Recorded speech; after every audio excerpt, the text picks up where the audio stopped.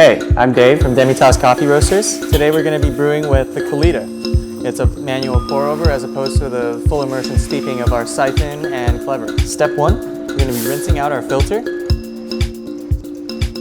This is getting it ready for brewing and also rinsing out any residual paper taste in the filter itself. Once that's done draining, we're going to put it over our carafe and add our coffee, which I already ground. You're going to want to settle it so that you have a nice flat coffee bed prior to brewing. It makes more of an even extraction. Step 2, grab your water. It's always good to use a scale to know how much water you're pouring into it. You should have a timer and scale ready for you to start your brewing. We're doing 25 grams of coffee to 350 grams of water. That's a 1 to 14 ratio.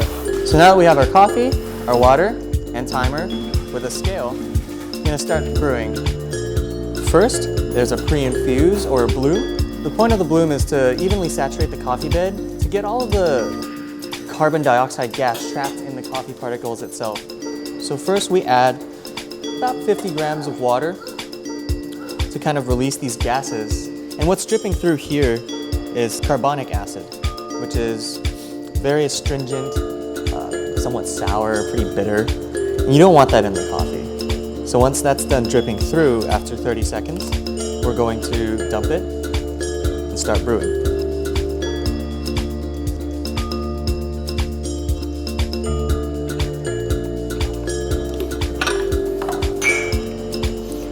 And now we start the brewing process.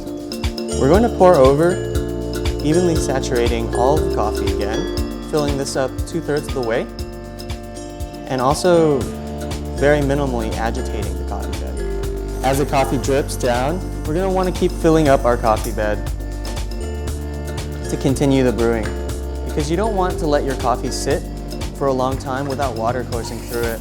Otherwise it's just an extended brewing and that'll cause a very bitter cup. Now that it's dripped through a bit more, about 20 seconds or so, you're going to fill up your coffee bed again.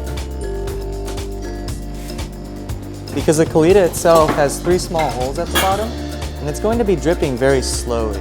So the water has more time to work with the coffee and extract more out of it. And now you just repeat the prior step until the brewing's complete.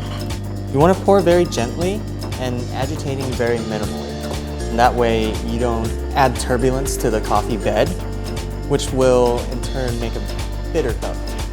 Our Kenya coffee is a micro lot from Kachombe. It tastes a lot like dried fruits, cranberries, blackcurrant. And it's a very clean cup of coffee because it's brewed through the Kalita, which is a paper filter, and it's also dripped very slowly. You get a nice full extraction out of it. And at this point, the brewing is almost complete, so we're just going to add the rest of our water. Once all the water is dripped through this final process, you're done brewing.